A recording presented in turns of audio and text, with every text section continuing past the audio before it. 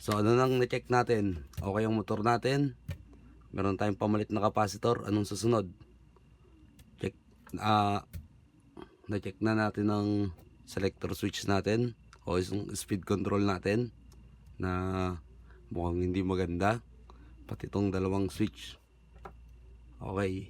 Ano na lang check natin itong dalawang to. So titingnan lang natin kung meron silang resistance. Okay. Dito man tayo sa swing motor.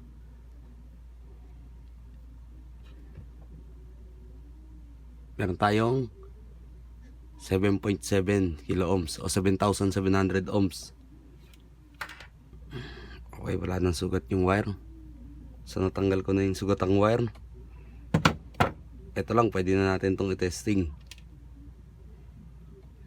Sige nga, testingan natin. Saksak ko lang diretso. Okay, nakasaksak na siya. On natin. Dito lang tayo sa... So kung hindi nyo pa napanood kung paano ko ginawa yan. So wala pang power yan hanggat walang ilaw yung LED. So i-jag-jag ko lang siya, o pag pinindot ko tong controller ko, saka lang siya magkakaroon ng power. Patayin ko lang isang ilaw. Ayan, kitang kita na. So pindutin ko to. Makikita natin yung power. Wala.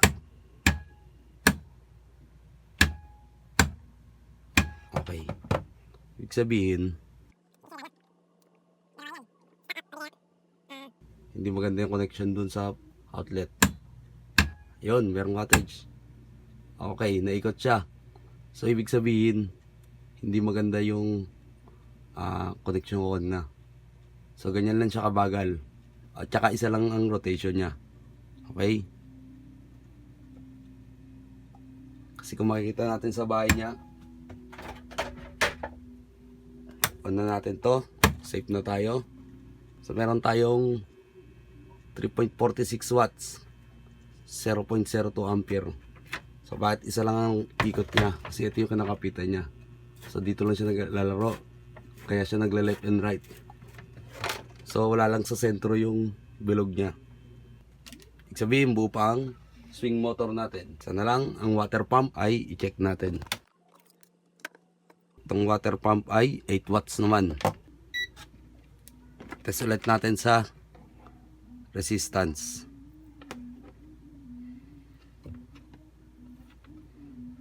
Okay, open na. O hindi lang nahagip ng test probe natin. Subukan nating buksan. Okay.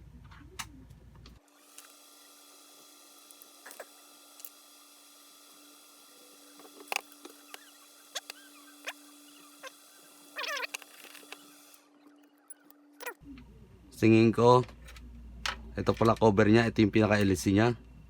So dito yung pinakahigop, dito nabuga kasi dito nakadikit yung hose, paakyat sa ibabaw. So lagay natin sa, nilagay ko siya sa AC, voltage AC.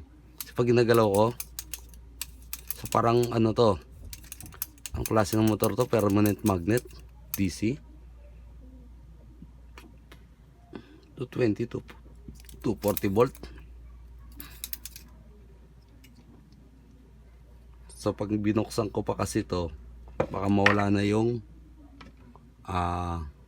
tawag natin dito. Tingnan ulit natin sa resistance. So open talaga. Pag binuksan ko kasi to, baka masira ko yung mga seal. So baka buo pa pala. Hindi ko alam kung anong laman nito. Anong maganda? Testingin ulit natin. Since open naman siya, so dapat sa ang gagawin na niya pag in-energize, hindi aandar sa ating testing area. Okay, diretso lang. Kailangan lang magkaroon ng contact. So dito man tayo sa kabilang outlet. Okay, so dapat siya ay iikot. So on, nakajag ulit. Jag lang tayo. Testing. On ko. Kita ba? Kita na? Okay. Naandar.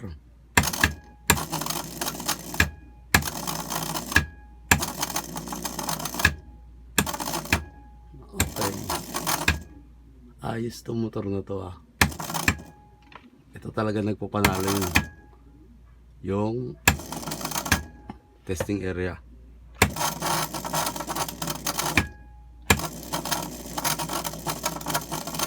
So meron tayong 4 watts. Kakaiba yung tunog niya. So garalgal. Hindi ko alam kung normal yun. Okay. Meron akong ginawang kasalanan. Running without water ay prohibited. Okay. Running without water ay prohibited. Ibig sabihin siguro, bawal magpatakbo ng walang hangin. Ay, walang hangin. Walang tubig. Okay. Tingnan muna natin kung siya ay magpapump. Kukuha lang ako ng tubig. Kaya kunin ko yung hose niya. Okay. So, nakuha ko yung hose niya. At ilalubog natin siya sa tubig. So, may sugat yung wire. Okay lang. Okay. So, ilulubog natin to sa tubig. So, dito, inarkila ko muna ang blender. Nilagyan ko na rin siya ng tubig. So, nakalubog lang yan dyan. Tapos, papabalikin lang natin tubig dito. So, dito lang magsacycle yung tubig. So, dun yung submersible pump ang hihigop sa ilalim. O yung pump ang hihigop bago ito ang dito niya ibubuga. So, dyan, sa ganitong paraan, makikita natin kung nagana yung motor. So, pwede naman siyang dalhin na lang doon sa tubig at doon ko isaksak. Kaso mo nga, mas maganda dito kasi sa testing area na ginawa ko. Yung pagsasaksak ko ng diretso ay hindi advisable. So ginagawa ko yan kasi alam ko ginagawa ko. So kahit hawakan ko yung saksakan ngayon, wala yang power. So dahil sa ginawa ko na tong testing area ko. Okay, testing natin. Huwag nyo gagayahin kung hindi nyo alam ang ginagawa nyo. Okay, hawakan ko lang to. Dito na nga lang. Okay, dito na nga lang. Tanggalin natin yung takip. Okay. On ko.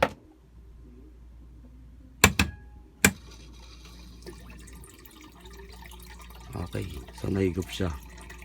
Meron tayong 4.5 watts. 0.02 ampere o 200 milliamps. Okay. So dito alam natin na buo ang ating water pump. So hindi ubra sa kanya yung resistance check. So wala tayong nare-reading kanina. Malalaman sa natin yan kung bubuksan natin yung motor. Yun nga lang kasi nga yung mga gantong motor submerged to o nakalubog sa tubig. Submersible pump ang tawagin, kung tawagin yan. Tapos kaya hindi ko siya binuksan kasi yung enclosure, so sealed to, tong side na to. So sealed kasi ang side na yan. Yung water pump lang nakuha natin kanina, yung pinaka impeller nya kagaya kanina, ayan, meron na naman bara oh. So nakakalusot yung mga plastic na maliliit na yun doon. So itong nagsisilbing filter nya, papasok lang dito yung tubig bago persahan niyang ilalabas doon gamit tong guide na to. So dito papasok yung tubig, papasok doon, tulak. So yung motor nakatago yan dito sa loob na to. Pwede natin yan buksan, kaso mo nga yung enclosure nya hindi na natin masisigurado kung mababalik. Pero kung no choice talaga, kagaya nyan, tinest natin kung hindi umandar, bubuksan ko talaga to. So mayroon yung enclosure type. Ito siya ay IPX8. Okay, ito ay pump HM100. So okay, natest na natin yung tatlong motor natin. Anong problema? So ang problema natin ay wiring lang. So itong mga wire na ginat-ngat ng mga kaibigan natin. Tapos itong contact ng tawag dito, mga switch natin. Okay, ito naman subukan nating kalasin. Kung makakalas, kung hindi, bibili ako. Kung wala, i-modify natin. So yun ang mga option. Tipitin ko muna ito lahat. Focus naman tayo sa switch. So pa nga palang hindi ko nasabi kanina, so sa resistance checking, so sinabi ko na rin to sa electric pan tutorial, sa washing machine, sa mga motor natin, dapat ayan, parehas yung ground. So 0.5 dapat ano, ay sa itim, wala, sa asul, wala, sa pula, wala, sa puti, wala, sa dilaw, wala, at sa itim, so wala. dapat wala tayong, hindi tayo grounded. So yung matataas na value, mga mega ohm, so tolerable pa siguro, pero maaring nasusugatan na yung wire natin sa loob, o di kaya etong wire ng motor ay magnetic wire, di kaya so matagal na siyang nagiinit, sobrang tagal ng gamit, humihina na yung insulation ng winding. So ang alam ko pagka ganun, pinapabarnisan ulit tsaka oven sa malalaking motor. Pero sa mga gantong motor, kayo na magdesisyon kung gusto nyo pang i-recon o recondition, o palitan na lang bago, o hintayin na lang masira.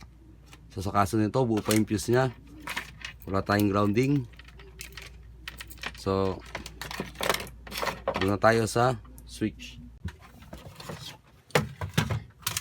Okay, kalasin na natin to. Dito muna tayo sa speed controller.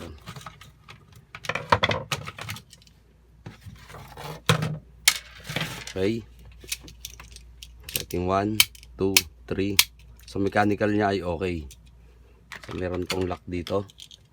Tingnan natin kung may magtatalsikang spring. Huwag kang masisira, dahan-dahan lang.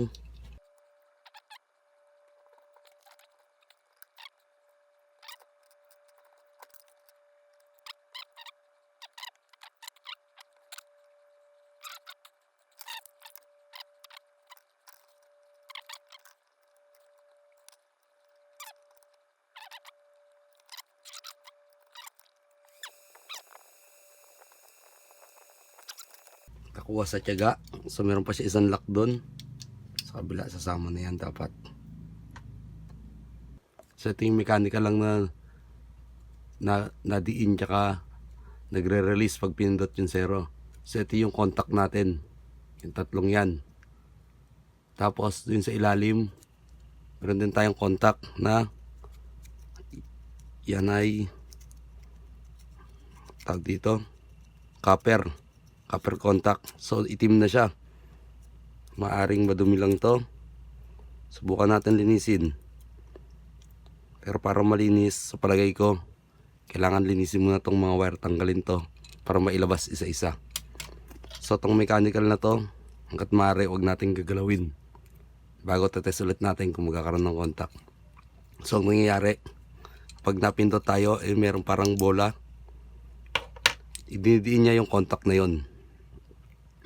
So pag pindot natin yung zero, i-reset naman itong mga bakal na to. Pag pindot, kung nasa 1 tayo, pumindot tayo ng 2, itutulak din ito para mag-release yung 1 at lumipat sa 2. So hindi siya pwede magkasabay. So kuha muna ako panginang, tanggalin ko to.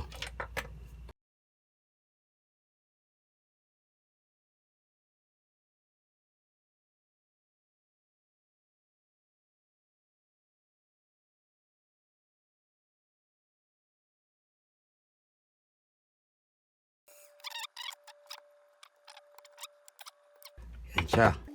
Ayun yung kanyang pinaka-contact sa ilalim. Ayan. Bali, yung bilog na yan. So, linisin lang natin siya. At saka yung tiyatamaan niya. Palinis ko. Kaprasong liya lang. Pwede na.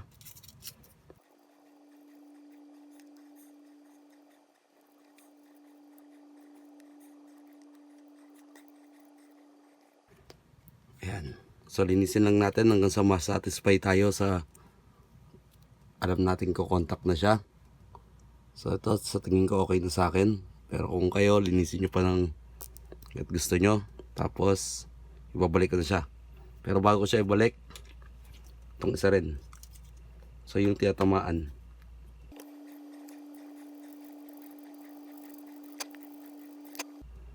So, ayun.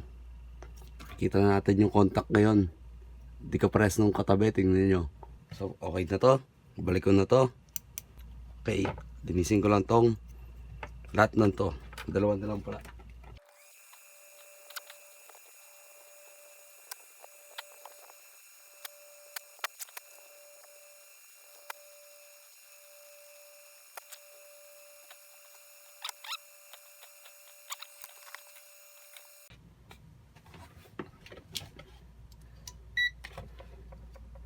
Okay, nassemble ko na ulit siya. Testerin ulit natin kung okay na. So yung mechanical muna, kailangan pag pindot 0, nabitaw yan. Kung naka 1 tayo, yan 2, kailangan bibitaw yung isa. Okay, so okay siya. So ito yung ating common. Ito yung ating 1. Common tsaka 1. Okay, open. On. Yan, ang ganda na. Ipat natin sa 2.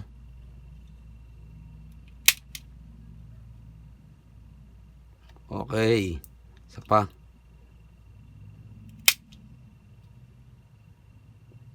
Yan, ayos. So, nakatipid tayo. Pero, hindi lahat ng switch na re-repair. So, merong sealed talaga. So, swerte lang ako. Ito ay bukas-able o repairable. Okay? Saan na tayo? Doon naman tayo sa na switch. Itong dalawang to. Mukhang kakaibang construction niya. Pero malay natin, repairable din pala. Okay, siguro mali ako sa sinabi ko na yon. So lahat ng switch siguro ay nabubuksan. Hindi lang lahat na ibabalik.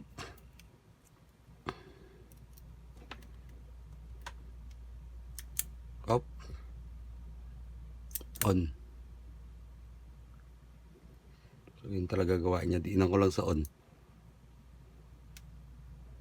Para release na yan pag bitaw ko off. So kilo ohm siya. Okay. Saan ang bukasan nito?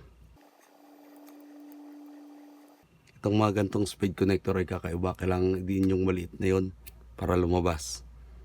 Okay. Itong isa, ganun din. Okay. Ito, pilipit na.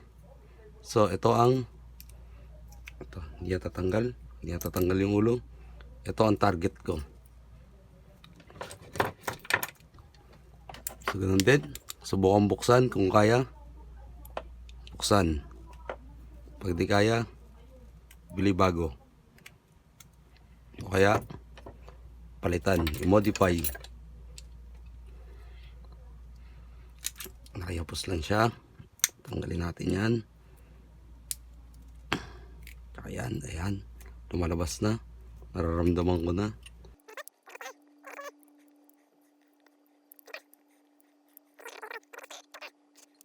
Meron tayong open, close, open, close, open, close. Okay. Siguro kailangan din natin tong ilabas. Kita ba? So ayan, hindi ko siya mailabas. Pero kung titingnan natin, yung contact niya ay nandun sa ilalim. Kita ba? So ayun yung kulay itim na yun.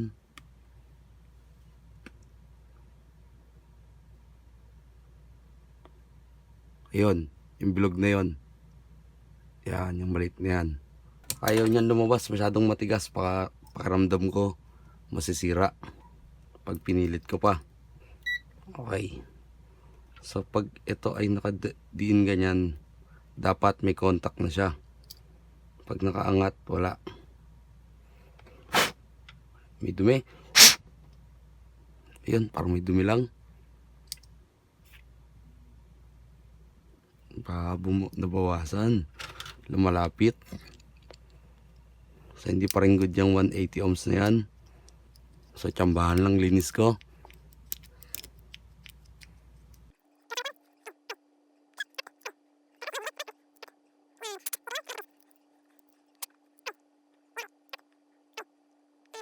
Minsan nagana, minsan hindi. Antay sa kabilang side. Hindi natin titigilan yan. So maganda talaga nakatester tayo.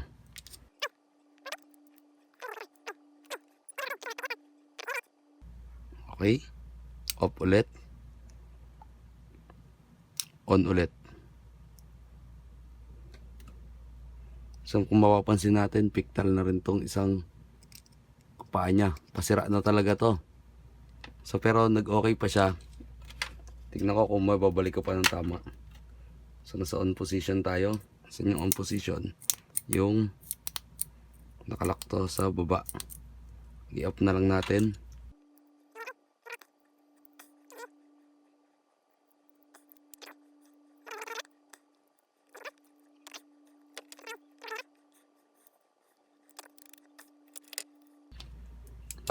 Okay. Testing ulit. Resistance. On. Off.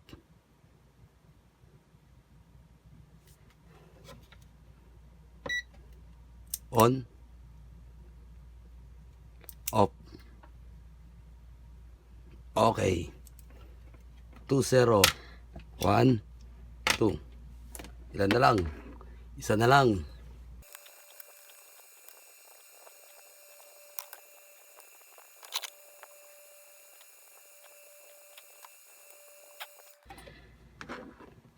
Okay, ganun din to. Testerin din natin. On. Off. So same procedure lang tayo dito.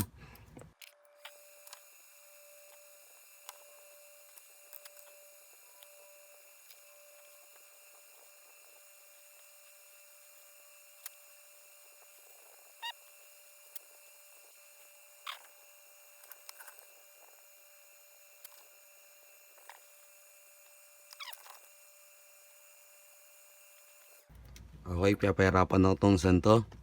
So, papasok yung liya doon. Nakuha ko ng isang magandang technique. Bago isasara ko. So, hindi niya yung liya. Tapos, so nakita natin wala siyang connection ngayon. Pag ginila ko to, makakain niya yung contact sa ilalim. Okay. So, paulit-ulit lang to. Makakuha rin yan.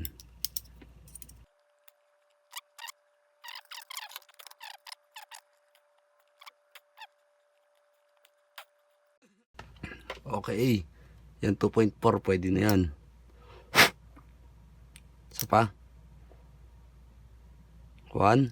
Okay. Isa pa. Okay. Testing natin ng may cover.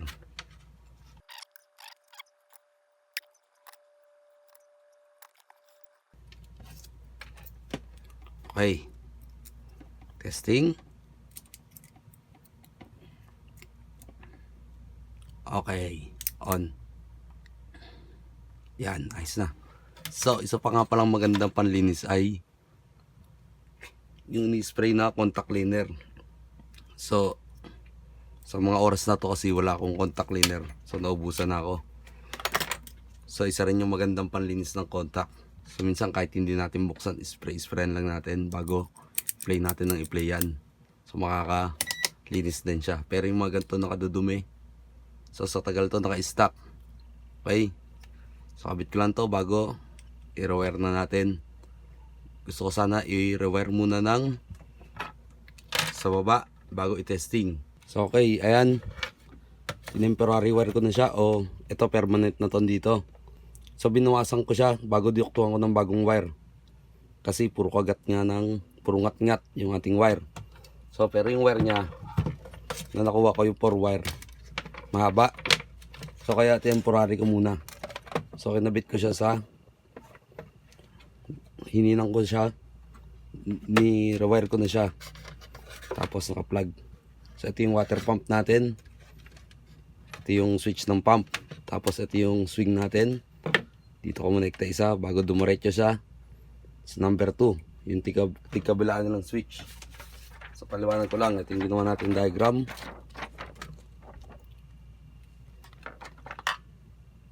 Ayan. Kung mapapansin natin, nasa number 2 o sa medium yung, ito yung speed control natin, yung 0, 1, 2, 3.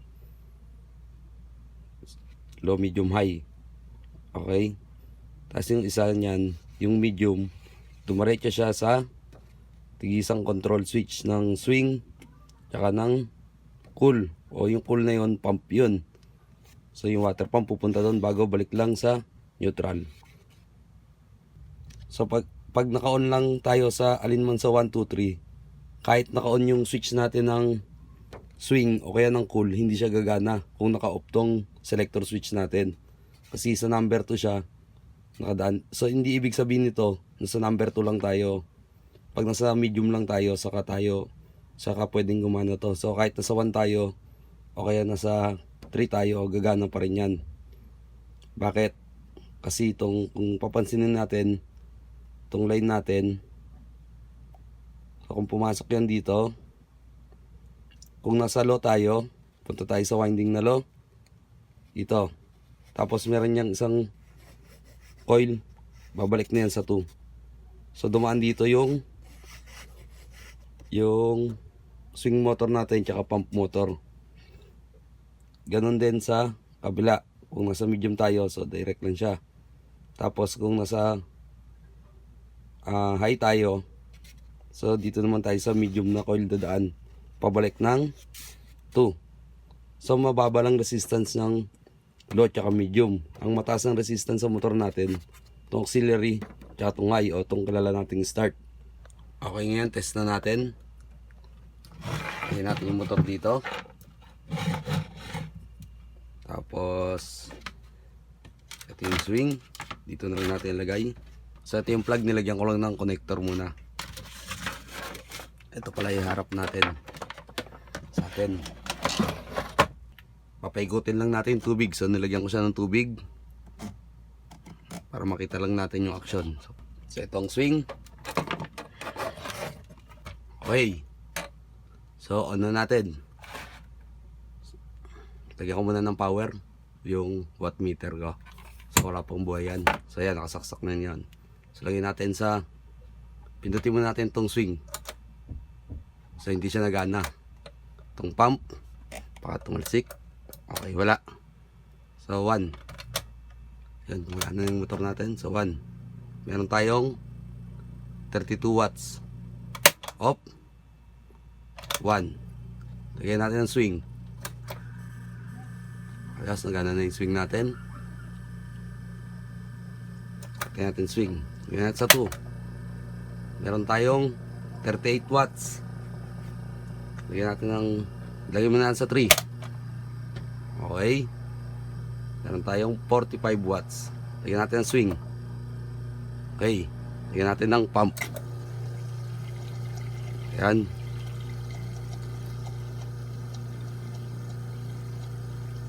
So, nagsisirculate yung tubig niya. Kita ba? Okay. Meron tayong 50 watts. Naka-on ang swing. Naka-on ang pump. o ang cool. Number 3 ang fan. Pero ang motor natin wala pang blower. So off natin, tingnan natin kung mamamatay lahat. Kahit buhay yung dalawang switch natin. So okay. So pwede ko nang ibalik to sa bahay niya. So yung bahay niya nilinis ko na. Assemble ko lang bago test ulit natin. Okay, testingin ulit natin. Nakasaksak na yan. So 1. Okay, nakahangin. Meron tayong 46 watts. So lagyan natin ng wind. Swing pala to. Wind kasi nakalagay eh. Kaya nagana yung swing natin. Makikita natin sa loob. Naikot yung ating blower. So ayan, kita natin yung blower. Kita ba? So yun naman na yung mahangin.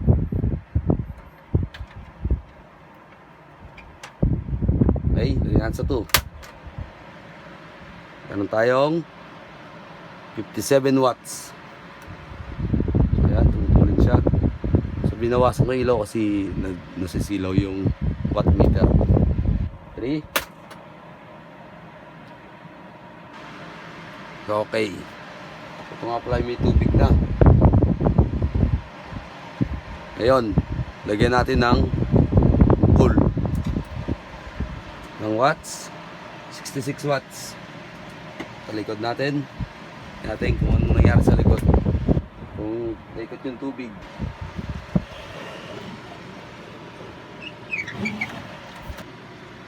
So ito nga pala ipelta ko ng kable. So maiksi lang yung nakuha ko dahil sira na yung kable niya. So ayan, nagpa-pump na siya ng tubig. So doon na napunta yung tubig niya sa ibabaw. Ayun. Bago din-distribute na dito, papunta sa maliliit na butas. Bago gagapang siya dyan. At paikot-ikot na yung tubig hanggang sa matuyo. O mabawasan to. So, paalala ko lang, itong model na to ay wala siyang sensor. Para tumigil na yung pump niya kapag wala ng tubig. So, yung ibang modelo, meron na yung water sensor. So, pag low level na yung tubig natin, hindi na siya magpapump. So, kung gabi natin siya gagamitin, hindi ko alam kung gaano katagal niya maubos yung isang puno nitong tub. So, okay. Tignan na lang natin sa manual, sa specs niya kung ano ang tamang paggamit. O kung may sensor, wala tayong problema. So, ganun no, iba-iba ang model ng mga air cooler. So, iba-ibang brand, iba-ibang model yan. Pero dito, iba-ibang model yan. Dito sa video na to, ay para-pares lang sila ng principle.